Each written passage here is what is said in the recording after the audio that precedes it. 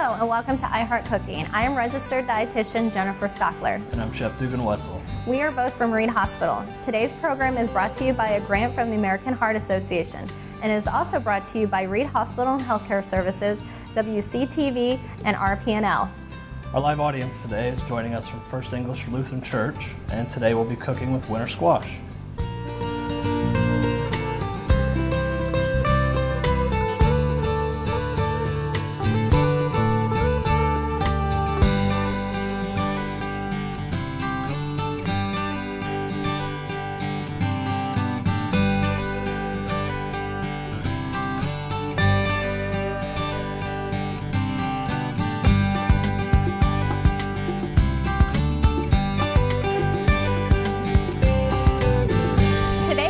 Working with winter squash. The two squashes that we are actually going to work and prepare today are going to be butternut squash and acorn squash. There are other types of winter squash out there, but those are the two that we're going to really work with. And when people think of winter squash, a lot of times they think of those two in general more than any of the other ones. Absolutely. But there's lots of different types. So the first recipe we're going to actually work with is a butternut soup squash. And this is something Dugan's going to kind of show you how to cut up this butternut squash and how to get it prepared for this soup. What's really good about butternut squash is, unlike most of the winter squashes, it has a really thin skin, so it's easier to cut. If you've noticed before, a lot of the winter squashes you kind of have to pry with a knife to get them open, and they're kind of dangerous. But with these, it's really simple. The easiest way to do this is to go ahead and cut the top off of it here, just so that you're not having to deal with the stem. And then I hold it upright, very carefully insert the knife and kind of just slide my way down, cutting it into two separate pieces, just like that. And then this is what your final product is going to be. After you cut it, you're going to get a spoon and you're going to go ahead and hollow out all the seeds and all the insides here. Butternut squash is actually a really good squash to use when you're using soup because it purees really, really nicely. It's not as fibrous. You don't have the strands that you would get from other types of squash. So when you think of a soup and you're wanting to use like a winter squash, definitely go with butternut. I say one other thing that I use with butternut squash, again, it goes to that thin layer on the outside that makes it easier to cut through, is that I actually can take certain recipes, take a vegetable peeler, and you can actually peel that outside skin if you're ever using it. Besides, today we're going to actually be roasting them, where you can actually just use that, take the outside skin off. And that's something that butternut squash, you see it's nice and orange inside. It's got that good color there, so we're looking at a lot of like beta-carotene carotenoids. We're looking at vitamin A's in there. It's just a really good squash, and color is an important factor when you're thinking of making up a plate and types of food that you want because of those essential vitamins and minerals we get. So while he's like getting all those seeds out, getting some of the strands out, because that's something when you're roasting this recipe, you don't want to have those seeds or the strands inside of there. So that's something, again, just take that spoon and just kind of get them all out of there. And we're going to actually get it prepared and ready to roast. You can actually roast them two different ways. You can put them in the oven, or you can do microwave version. So something with a microwave version, you want to make sure that it's going to have on a plate that's microwavable, put the squash on the plate, and then you're going to put a little water on the plate. That's something you're always going to want water when you're roasting these. That way it stays moist and you're not over roasting them, burning them, and it actually quickens up the process for that. And then you can put it in the microwave on high for like 10-12 minutes until it's soft. Or you can put it in the oven for probably around 400, I would say. Yeah, 400. For probably 45 minutes to an hour, if not longer, till that's soft. Kind of depends on the temperature of your oven. Because of the limited time we have available and because the roasting of these squashes takes so long in the oven and the microwave that we have is really loud and we just don't want that to be in the background, we actually already roasted these butternut squashes. So as you can see it's a little bit softer. You can see it's a little bit darker on there. This is something that we did this prior to this, put it in the oven. There's a little water on the bottom. And it took probably a good 45 minutes, but some ovens, I'm going to tell you, can take up over an hour. So Dugan will kind of explain to you what he's going to do to actually get that flesh of the squash out and into the soup to get ready for it. Since it's soft now, we can go ahead and just get a regular kitchen spoon and start hollowing out, getting all the insides out of the squash. we're going to put it directly in the pan that you're going to be making the soup in. So that take a couple minutes. It's really easy. It's soft now. Kind of pull it away from the sides. The skin will actually start to slide right off, so you shouldn't have any issues with having skin in there. And that's something we need about 2 cups for this. If you want to make a larger batch, you can put more in it, or if you want more of the squash flavor, you can definitely put more with it.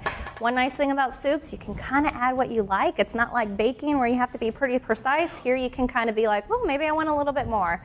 But the recipe calls for 2 cups of smashed squash. While Dugan's finishing putting that together, we're actually going to also put some vegetable broth in there, or chicken broth. Either one would be fine. Depends if you want it completely vegetarian or not.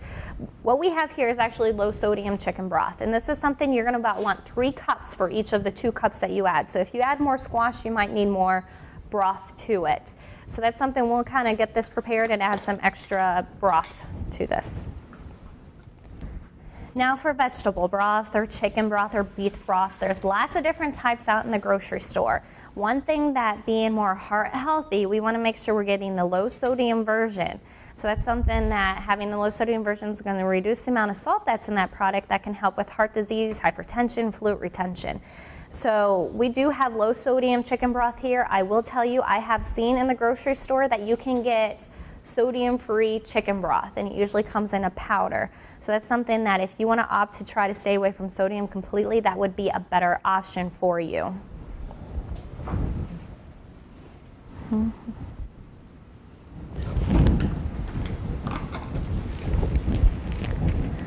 So Dugan's got that heating up. Yeah, we've got this warming up here because since it is a concentrated chicken broth, we need heat to kind of have it react with the water and kind of spread out.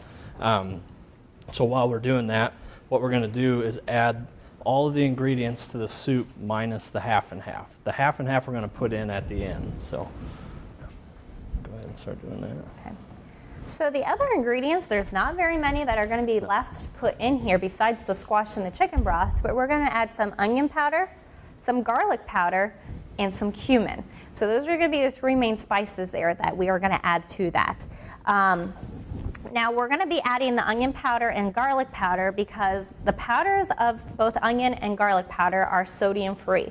Now if you think of onion salts or garlic salts, those mean they're going to have sodium in there. So it's better off to do the powders because you're going to eliminate the amount of sodium in that product. So we're just going to add a little bit in there. So we're just going to add a little bit of this garlic powder and the onion powder. That's something that later on, once you have it all complete and it's all ready to go and you're like, I need more flavor of that, you can always add more in later. This is something you don't have to just put what's recommended on the recipe. If you want more flavor, add more flavor to it. The last one we're going to put in is actually cumin, and this is something that it is one of my favorite spices. I love this spice. When you taste it, a lot of people say, ooh, what's that taste? That's a distinct taste they're tasting. It's going to be the cumin. And that's something I like it, so if I was at home, I'd be adding a lot of this, but I'm not going to add too much now. So now we just got to wait till this all heats up, so it might take a little bit. The typical recipe for butternut squash soup, it calls for heavy cream, but since we are doing a heart-healthy version, making this a healthier, option for you, we substitute half and half for the heavy cream. So it is a little thinner. You're still going to get the flavor that you would from the heavy cream. So. And the nutrition aspect of using half and half versus the heavy cream is you're going to have less calories and less of those saturated fats. And of course, the more saturated fats we have, we can just see elevated cholesterol, LDLs, and things like that. So eliminating some of that in our diet would be a better option for you. The next recipe that we have for you is going to be an acorn squash that's going to be stuffed with cranberries, rice, and walnuts. It's a really good recipe. I've made this quite a few times already.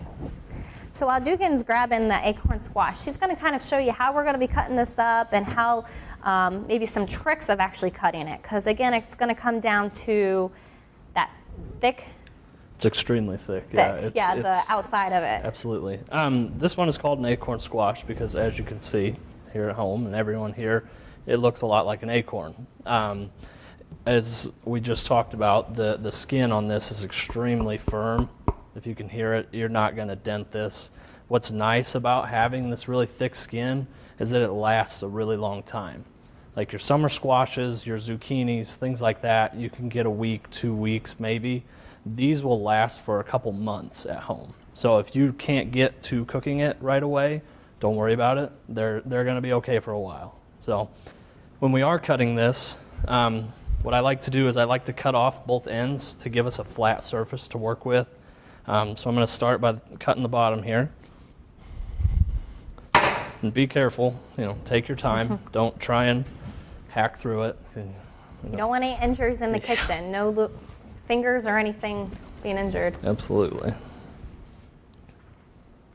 And what I'm doing is I'm just kind of piercing it. I'm going slowly around the whole thing so that it separates it and all the fiber inside of it, it's not holding together as much. So it'll be easier when we get towards the end for it to kind of just snap off. And just like that. It made it very simple at the end. Once you got there, it's kind of like cutting down a tree at home if you've ever done that, going around it slowly, and then at the end it just slides apart. So okay, so now that both ends here are cut and flat, we're going to go right through the middle, doing the same process that I just talked about. I'm going to go in with the tip of the knife just to get a start, and then slowly work my way around it. And again, this is something, he talked about that microwave version, making it a little softer. We did not do the microwave version for this. So this is just a regular acorn squash Dugan's trying to cut through. And you can see it is a little bit harder than that butternut squash. So absolutely. Most times it'd be probably a good idea to put it in that microwave for 1 or 2 minutes. Now we have a flat surface to work with. As you can see, it has a hollow middle. You're going to want to do the same thing that we did with the butternut squash and get a spoon and kind of get all the seeds out so you have a nice area to work with, to fill with your stuffing. Because we're going to be filling it with the stuffing, like Dugan said. So that's why you want to make sure that you want to get all those seeds out. And sometimes, depending on how much stuffing you want to put in it, you can kind of make a little bit more around it, take more of the flesh out of that acorn squash. That can be up to you. Now, I have used like a what was the one we used? Buttercup. A buttercup squash. We have used that before, because you can see here the acorn just has a little opening there for the stuffing, where the buttercups it's more flatter, it's larger, and it's going to have more room to actually put the stuffing in. So either of those actually would be a good squash to use for this recipe. When you're in the store and you're looking for acorn squash, one thing that you should look at when you're getting ready to purchase it, you want one that looks almost completely green, because the more orange that it gets, the more fibrous it is. The harder it is to chew, the harder it is to cut through. So when you're in the store and you see one that's kind of half and half green, half orange, kind of, if that's all they have, that's what you got to work with. But if they have a green one, always go for the green one. So our soup here is still warming up. We just want to make sure that all that broth gets incorporated in there. So we're just going to let it warm up a little bit. So while this is still warming up, we're going to move further into the acorn squash recipe, and we're going to make that stuffing. And it's something that is really quick and easy to do. What I've learned that this recipe, it takes a long time to bake, because you'll see that we're going to have that oven set at 400, and it's going to bake for 1 hour to 1 hour and 15 minutes. So it does take a while, but the process of actually making it and putting it together is actually very quick. So that's something that's nice about this recipe, that you can make it real quick and then maybe walk away and do some other things around the house. So this stuffing, you will see that we're going to put, again, some vegetable or chicken broth in there, and you want to choose the low sodium broth. You're not going to use very much of it, maybe a half a cup. If depending on how much stuffing you have, it might be a little less. So I already have some vegetable broth or chicken broth, either one, that's going to be actually put in here. And next for the stuffing, we're going to have a variety of things. We're going to have some rice. Now you have a choice of using brown rice or white rice. Brown rice is going to be more nutritious for you because it's going to have more of that fiber in there compared to the white enriched rice. So that's something that you can use brown rice if you opt. If you don't like brown rice, you can use the white rice as well. So we're just going to put a little bit of rice in there.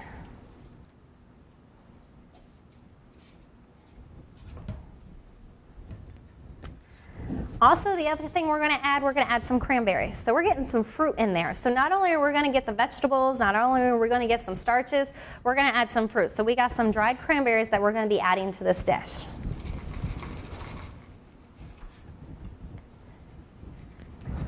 And we're going to add some walnuts. Walnuts have a good fat in it called omega-3 fatty acids, great for the heart. So we're going to add some walnuts in there. That's something of your preference. You can have the ones that they actually package them up when you buy them, can be in little diced pieces. You can have them in slivers. You can have them whole. It's kind of up to you. Sometimes I like to just break it up, especially if you're trying to eat this and all of a sudden you get a bite of a big whole walnut.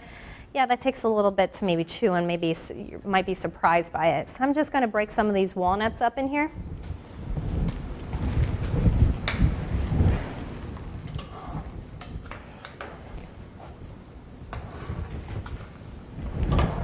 And most of these are broke up for the most part. And then we're going to add some croutons. And the recipe actually calls for unseasoned croutons. Again, it's getting more to the aspect of reducing the amount of sodium because seasoned croutons are going to be higher in sodium. You're going to have a hard time trying to find unseasoned croutons in the grocery store. A lot of times they're going to have like the seasoned croutons or the garlic croutons or any other ones, Italian croutons. Anyone but unseasoned. If you want unseasoned croutons, you're going to have to make your own. So that's something that you just take some bread, cut it up, put your own seasoning on it if you'd like, and something you can add as Mrs. Dash, which is sodium free, and then roast them in the oven or broil them in the oven. Just beware, I tried to broil croutons once and I caught the oven on fire. So yeah, that was in college at one of our classes, I should say. So these are actually seasoned croutons that we have here. Put a little bit in there, so we're going to have a little bit more extra flavoring because of that. So that's going to be the main bulk of it. The rest is going to be actually seasonings. The seasonings we're going to add is there's quite a bit of them. We're going to be adding a little bit of pepper to add some flavor there. And you'll see with both these recipes, we don't add sodium to it because, again, we're thinking heart healthy, so we're not going to add that sodium. We're going to add some thyme, just a little bit. And again, if you want more flavor later on, you kind of know how much you want to add the next time you make it. We're going to add some oregano. And we're going to add some sage. So that's something that catches a lot of people off like, ooh, we're adding sage. You wouldn't think that. And a lot of people, when I talk about this stuff recipe, they're like, well, are you going to add like pork? Because a lot of times when you think sage, you think pork. That's something you can add some meat to this if you'd like. And ground pork would be a great complement with that sage here, or you can add chicken or whatever you prefer, but it'd be a great addition to it. So I'm just going to kind of stir this around, and you're going to add a little bit of butter or margarine to that as well. While Jennifer's mixing that up, we're going to finish it off with onion. We're going to use a red onion because it has a nice sweetness to it. We're going to go through, we've done this in previous shows, but I'm going to show you one more time, just as a recap, how to cut it properly. What you want to do, you want to leave the root end intact, this part right here, as you can see at home. Cut straight through it so you're holding it there, and then you have a flat surface to work with. What you do after that, you just go through it maybe a 1/4 inch at a time or apart. Even less than that if you don't like big chunks of onion, and just slowly cut through them, keeping your fingers away from the knife.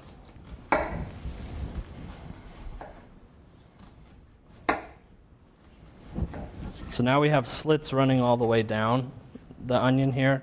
We're going to go in sideways. So hold your hand on top of the onion so that it stays in place when you're doing it, and put a couple slits about 3/4 of the way through. Since this is a larger onion, we're going to do 3. And then you're ready to start dicing it. Again, keeping your fingers away from it. Very simple. And then you've got a nice, everything's evenly cut, small pieces, very simple to use. So. We'll go ahead and add that. Yep, we're just going to add a little bit of onion to that stuffing mixture. That's going to be the last ingredient we add. So this stuffing is ready to go to be put in the acorn squash.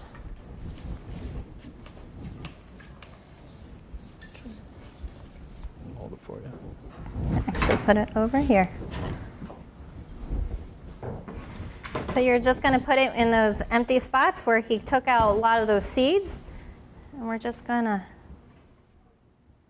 place it in there. You can put as much as you desire. If you don't want to fill it, you don't have to, but.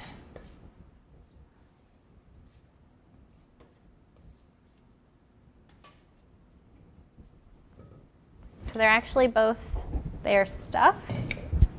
And you can see one thing I love about this recipe.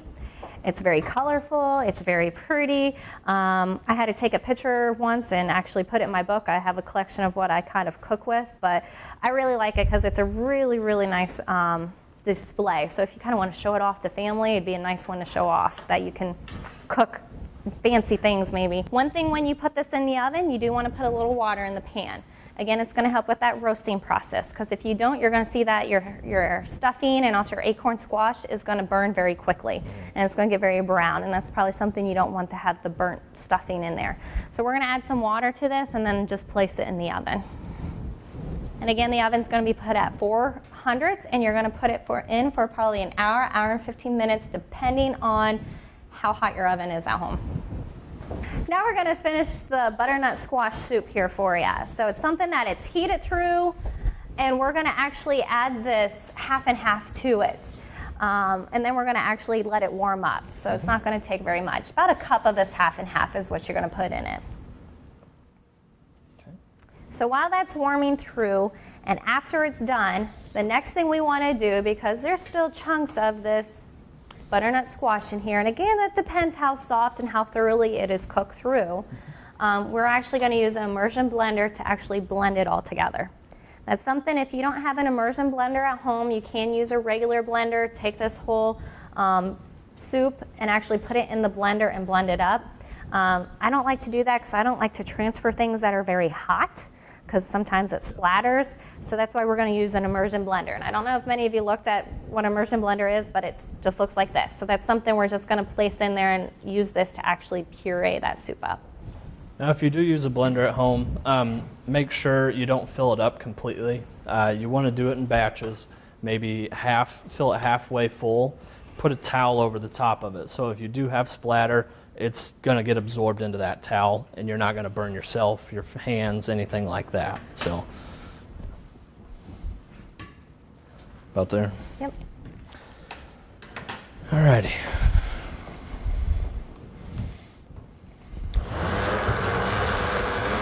Now, this immersion blender, what Dugan is doing is he's keeping the whole thing in the liquid. Because if you get some of that, the blending or the blades at the bottom, that comes out of the liquid or whatever you're pureeing, you're going to see it splatter. Yeah. So just want to make sure it stays in there.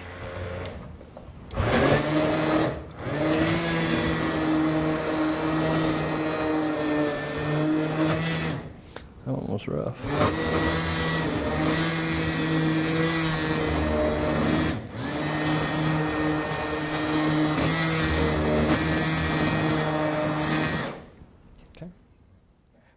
Now what he was doing, he was actually going in that soup, kind of making sure he was getting all the chunks of the butternut squash in there, or if you add potatoes, carrots, and celery in there, you just want to make sure you got all of them.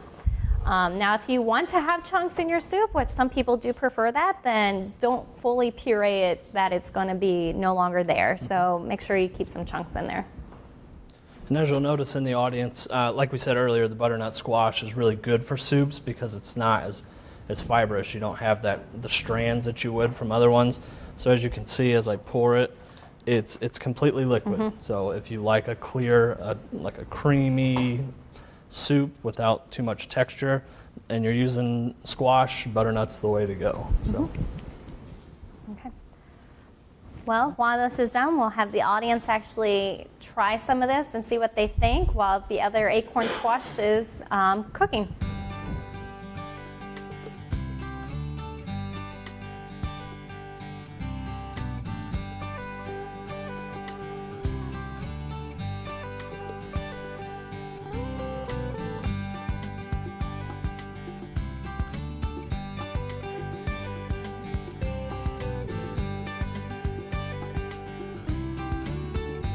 Now we're going to go back to that stuffed acorn squash, and that's something that it is done. So we're going to take it out of the oven. You'll see that all the water has probably dried up, and again, you will probably want to make sure that if you do see it dry up, occasionally check it, and you can always add more to it.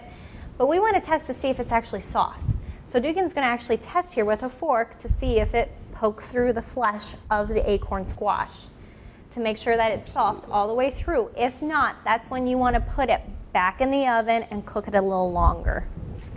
Pulling it out, you're going to be looking to see if there's anything stuck on it or if you're going to have any resistance.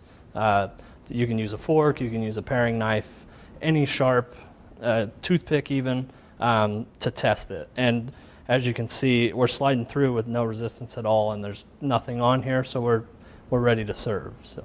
One thing that you can do when you're actually eating this recipe is you can take, the serving is a whole half of one of these acorn squashes. So you can actually put that on your plate, and that is a whole serving. Now you don't want to eat the outside green edge. You just want to eat the orange and the stuffing that is in it. So one thing that I have found that's easiest to do is just scoop that all out and just leave the green left, and then that way you can incorporate the stuffing in with the rest of the squash.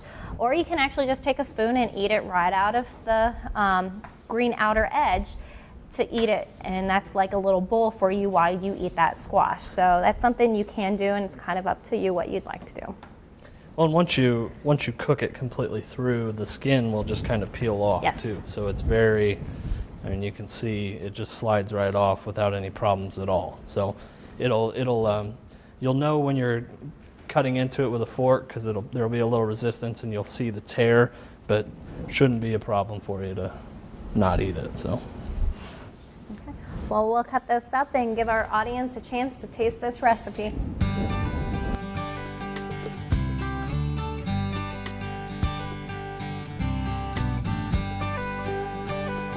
Thank you for watching iHeart Cooking, a program that is brought to you by a grant from the American Heart Association. We hope you enjoyed all the information and recipes that we provided for you today, and will try them at home. For more additional recipes, you can log on to the American Heart Association website at heart.org or Reid Hospital's website at reidhospital.org/iHeartCooking. We'll see you next month.